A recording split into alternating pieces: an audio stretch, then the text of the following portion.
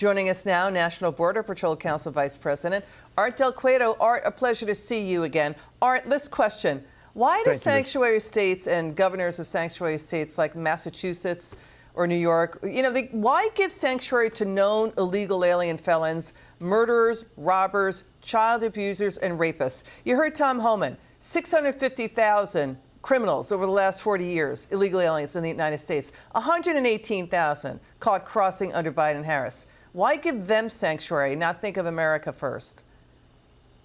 Well, I mean, it's obvious. The reason they do it is because they want to, continue that political pandering to whoever's at the White House at that time. And now they've gone too far off, right? So they're too far gone. Now they don't know how to reverse the role. Though we've been seeing, there's been some change of messaging, I believe, by some members in New York now that are, hey, they said now they're finally fed up. But the reality is they realize what federal funding they've been receiving under the current administration. They're going to continue to do that. And at the end, you know what? They just don't care about America. That's what it comes down to. They realize that, the emotions are high. So if they continue leaning on the emotions of their constituents, they're going to continue to be being voted into office. And that's just not good business for America. Art, are you happy with Tom Homan as the border czar?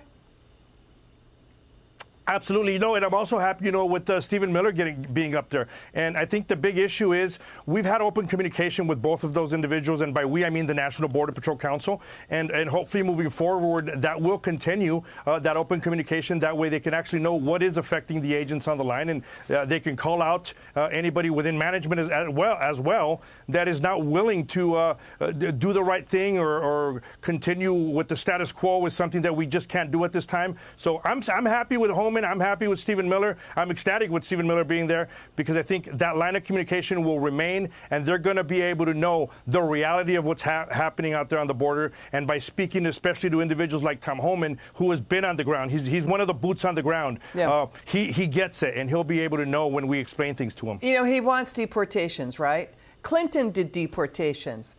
Obama was the biggest deporter of all presidents. Europe has been doing deportations. Biden is about to surpass Trump's first term with 1.5 million deportations. Even DHS Secretary Mayorkas in September 2021 show it. He said yes to deportations.